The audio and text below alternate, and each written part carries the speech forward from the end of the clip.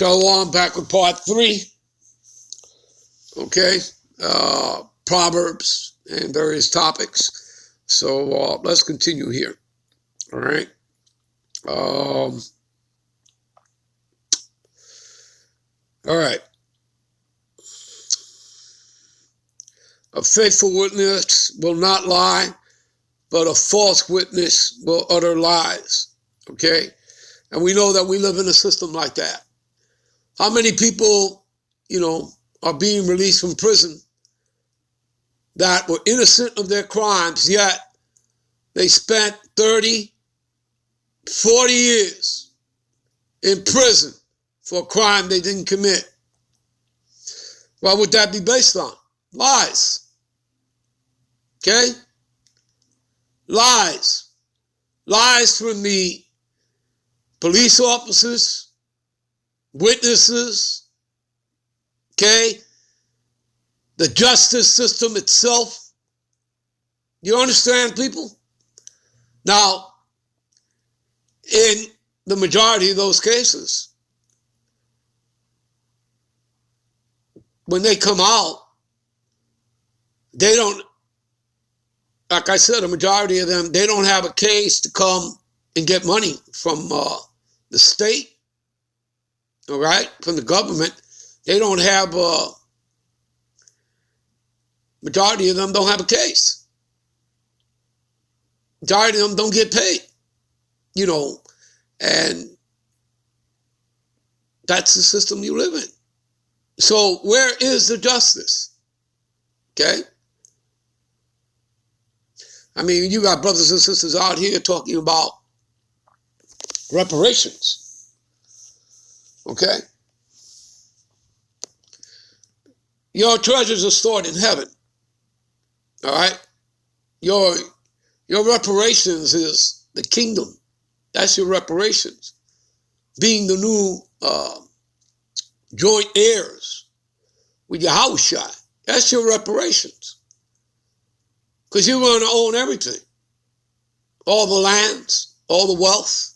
You're going to have it all. You Negroes, Latinos, and Native Americans that make up 12 tribes of Israel, starting with the elect. All right? So even if you're not part of the 144, even as an Israelite, again, the elect are going to have children, right? So they're going to be kings. They're going to be the God kings and priests of this earth. What do you think your children are going to be? The princes. Right? King has a son, he's a prince. You understand? And that's what we are. We are Yasharala, princes of the power, all of us. All right? Don't forget that. All right. All right.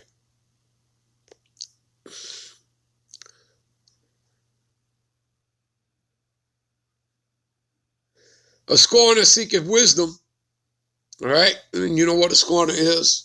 And that's really amongst our own people coming up against this truth. All right? They're not coming up against us personally. Coming up against the truth. No different than Esau. All right? Coming up against the truth. All right? This word. All right? These scriptures. And remember that these scriptures, they'll cut you up. Okay? All right? It's a two-edged sword. Remember that. All right? Cut you up. A scorner seeketh wisdom and findeth it not. You see that? So, based on the fact that he's unwise, has no understanding, that he's in darkness, basically he'd be cutting his own self up with the word. All right? But knowledge is easy unto him that understandeth. There's that word again. Understanding, people. Being able to discern. You understand that? And that comes from the heavens, people, because again, this wisdom, knowledge, and understanding of these scriptures, this book is not from this realm. It's not from this world. Okay? James 3:17 will tell you that. This wisdom is from above. What is above you? The heavens. And it is first pure. Meaning that it's first pure, in other words, prior to Esau, perversing and corrupting your minds. All right? And once he has that, he owns you. All right? He owns you. All right? He can control you that way. All right? Go from the presence of a foolish man when thou perceivest him not in him the lips of knowledge. There you go. In other words, you shouldn't be associated with people of such, with non-believers. Okay? Let's go to something here. Where is that? Let's see here. Give me a minute. This is 2 Corinthians 6. I'll start at 14 and read on down.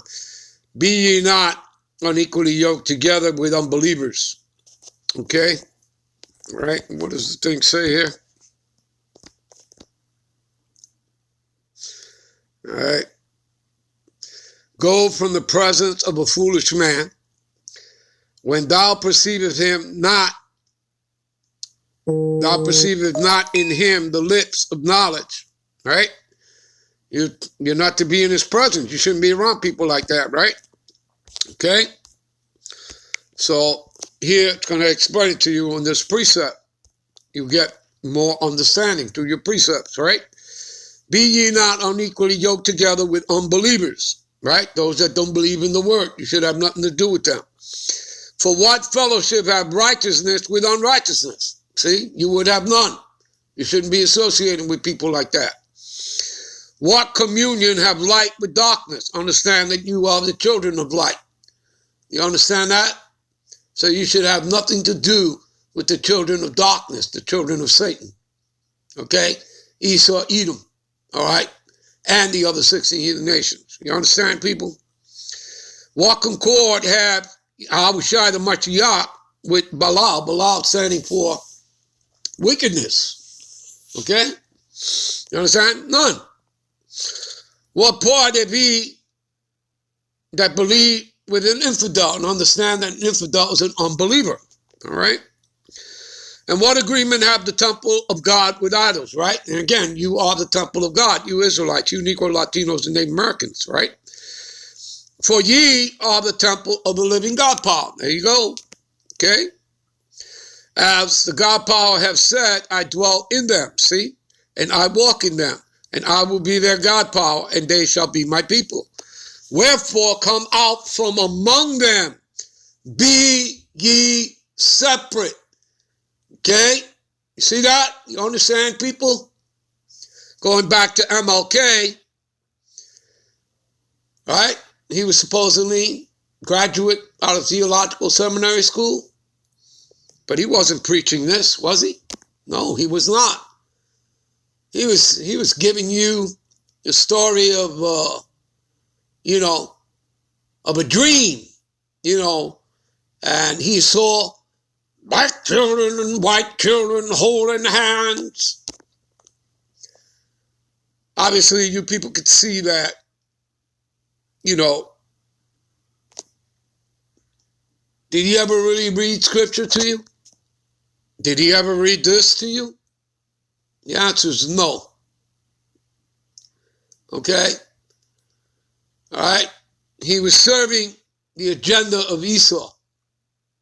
Okay? That guy Randolph, he ran him. All right? He was the go-between. Him and the Edomite elites. All right? A guy, I believe, Philip Randolph. All right? You people can do that, your own research on that, all right? But I'm pretty sure that's his name, Philip Randolph. All right? You can correct me if I'm wrong. Saith the Lord, touch not an unclean thing, and I will receive you. And I will be a father unto you, and ye shall be my sons and daughters, saith the Lord Almighty. There you go. All right, let's get back. All right.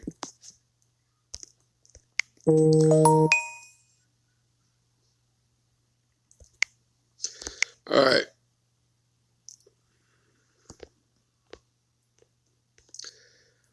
The wisdom of the prudent. What does prudent mean? It means to be wise. All right. The wisdom of the prudent is to understand his way. You see that? And understand something. Men's goings are of the Lord. He directed men's steps. So in reality, there is no free will, people. You need to understand that. All right? A wise man would understand that. All right? But the folly of fools is deceit. You see that? People that live in deceit. And a lot of you all are comfortable with that, especially 2/3 of our people. They're comfortable living in darkness. All right? They don't want to come into the light. So, again, we're set up to what? From our elders on down, to bring this truth onto the children of Israel and to the nations itself. And that's whether they hear or forbear. You understand? All right? But people are just too comfortable living in darkness. All right? Like, you get people with the attitude of saying, yeah, so what? I die on this side, so what? I'll come back in the kingdom. And that's the kind of attitude they take. You understand that? All right? All right.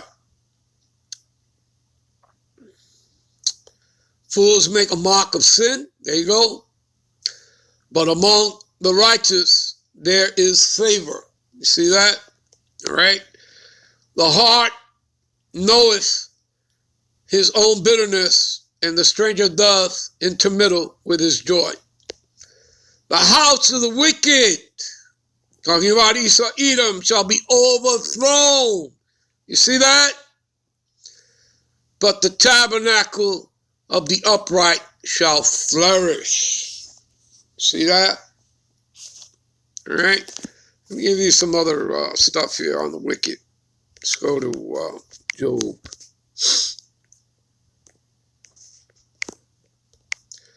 I'll go to Job, the 20th chapter.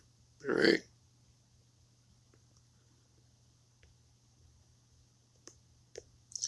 We'll start here at verse 5.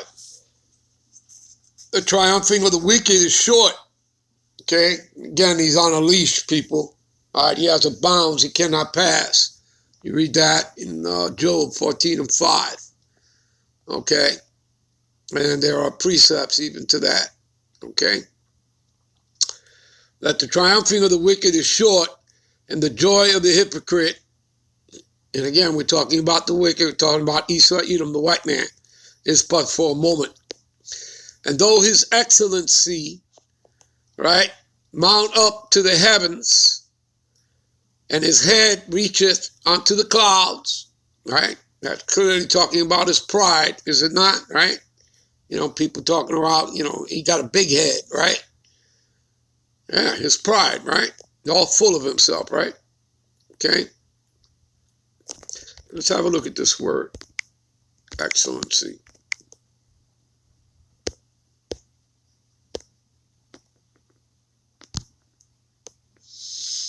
See? Loftiness, pride. See it, people? All right? All right? Elevation. Yeah, he's full of himself. All right? He be full of himself. All right. So though his pride mount up to the heavens and his head reaches into the cloud, yet he shall perish forever like his own dung. Go look that word up. All right? It means shit. They which have seen him shall say, where is he? And he shall fly away as a dream and shall not be found. Yeah, he shall be chased away as a vision of the night. Right, he's going to be like a nightmare, because that's what he is. This all going to seem like a nightmare. Right, because he's going to be done away with. After his 1,000+ years in captivity in the kingdom, him and the other 16 heathen nations that they're going to do after that, the other 16 heathen nations, they're going to get mercy and be in servitude toward Yahweh, Bashim, Yahweh in the kingdom. But the Edomites, they're going to be gathered up and they're going to be exterminated off the face of the earth, pursuant to Obadiah 1:18. Go read it for yourselves, all right? That's where the 12 tribes are literally going to take them and burn them up, all right? And they're going to be stubble. That's it. And that's going to be the end of the house of Esau. All right, we're going to end this here. We'll be right back, I believe, with part 4. Give me a minute. Yeah, we'll be right back with part 4. Shalom.